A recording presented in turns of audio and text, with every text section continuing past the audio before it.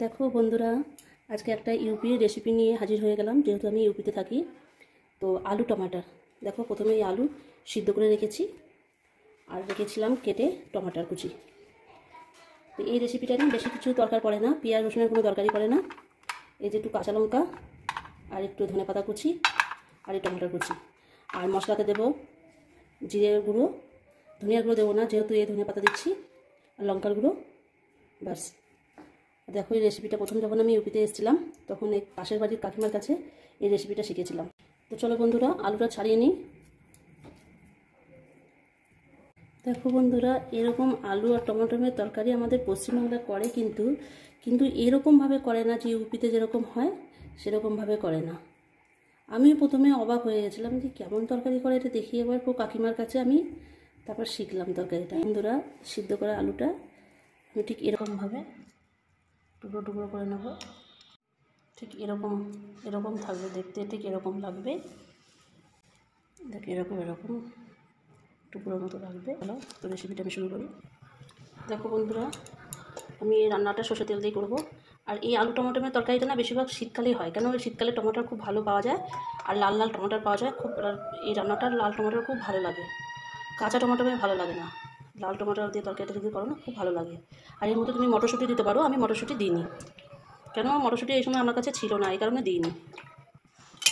তেল গরম হয়ে গেছে, এর মধ্যে আমি ফোড়নে জিরে দেবো আর দেবো তেজপাতা।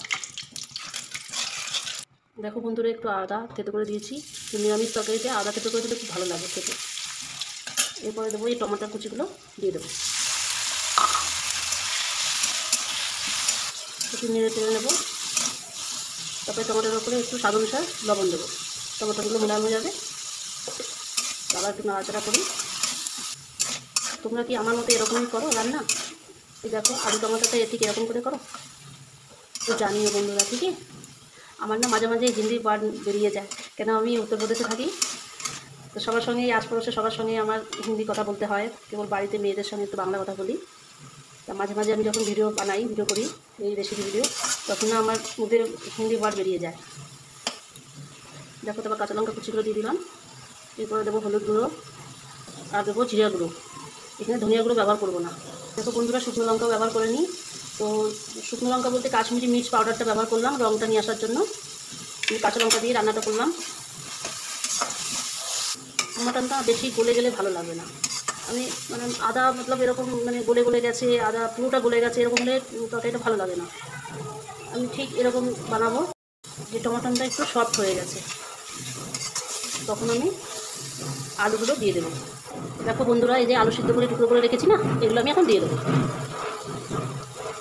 দিয়ে আবার একটু ভালো করে নাড়াচাড়া করবো আলুর সঙ্গে। এবার বানিয়ে দেখো, খুব ভালো লাগে খেতে এরকমভাবে। কিছু কিছু রান্না ইউপিতে খুব ভালো লাগে, কিছু কিছু রান্না আছে, যেহেতু আমি ইউপিতে থাকি তো কিছু কিছু রান্না তো ইউপির মোটামুটি করতেই হবে। ভালো লাগে, নানা রকমের রান্না শিখে তোমাদের কাছে শেয়ার করি, আমার তো খুব ভালো লাগে। দেখো, ঠিক দেখো এরকম। দেখো বন্ধুরা, জলটা তোমাদের কীরকম ঝোলটা রাখবে সেরকমভাবে জলটা ব্যবহার করতে পারো। আমি জলটা না গরম জল ব্যবহার করছি এখানে। দেখো, গরম জল ব্যবহার করছি, ঠিক এরকম রাখবো, আমি ঝোল রাখবো। ভাতের সঙ্গে, রুটির সঙ্গে, সব কিছুর সঙ্গে খাওয়া যায়। লুচির সঙ্গে খুব ভালো লাগে, গরম গরম ভাতের সঙ্গে, রুটির সঙ্গে। আমি ঠিক ঝোলটা এরকমই রাখবো। দেখো বন্ধুরা, রঙটা কি সুন্দর এসছে। দেখো বন্ধুরা, ঝোলটা আমি বেশি পাতলাও করবো না, বেশি গাঢ়ও করবো না, ঠিক এরকম রাখবো। দেখো বন্ধুরা, একদম সিম্পল রান্না, আমি বেশিরভাগ সিম্পল রান্নাই করি।